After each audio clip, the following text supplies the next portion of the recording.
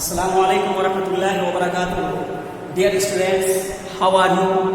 And how are your family members? Yeah, Alhamdulillah, I am also fine. Dear students, as you know very well that before yesterday, Alhamdulillah, we have completed this lesson, the true beauty. And yesterday, we have completed the exercise of this lesson. But today, in this class, I would like to summarize this lesson in front of you. I would like to explain this lesson to you. Dear students, let's see about the poet and after that about the poem.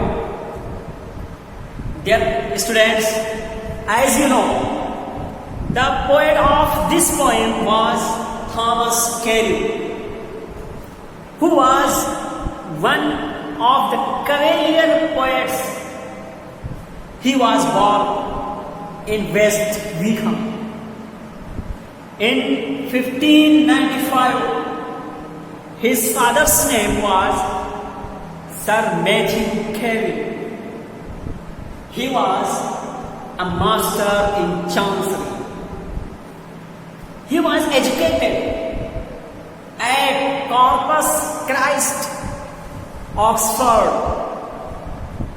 He was the disciple of Ben Jonson, but he was also influenced by Donne, and he wrote a elegy, a fine elegy poem on him.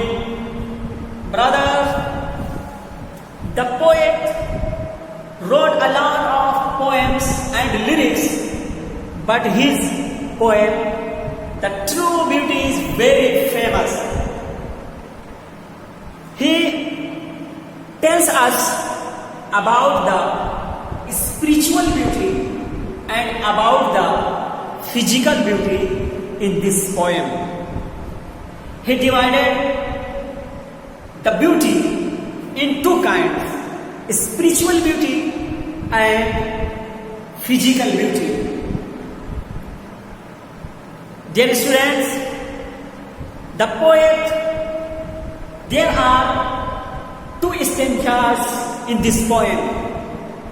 The first stanza consists on 6 lines, and the last and second stanza consists also on 6 lines.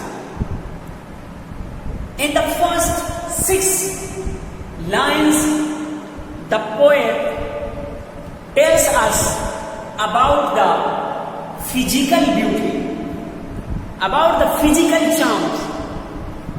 He said, "He that loves a rosy cheek or coral lip admires, or from starlight eyes doth seek fuel to maintain his fires, as all time makes them decay, so his flames must waste away." In these 6 stanzas, in these 6 lines, the poet tells us that mostly the people, the person, fall in love with a girl for the sake of these qualities.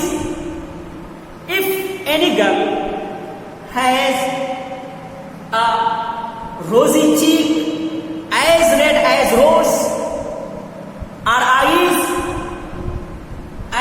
or lips as red as coral, or eyes as bright as the sky, as the stars in the sky.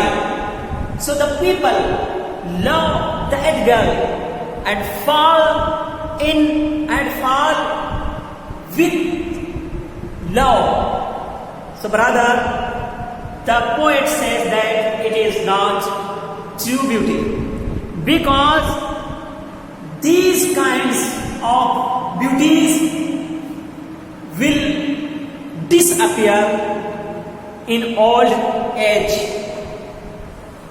The poet gives the suggestion and awures us that you should not run behind the coral lip admirers and the star-like eyes and the cheek like rose, but we should see the smooth and steadfast mind, gentle thoughts and calm desires, hearts with equal love combined, kindle never dying fires.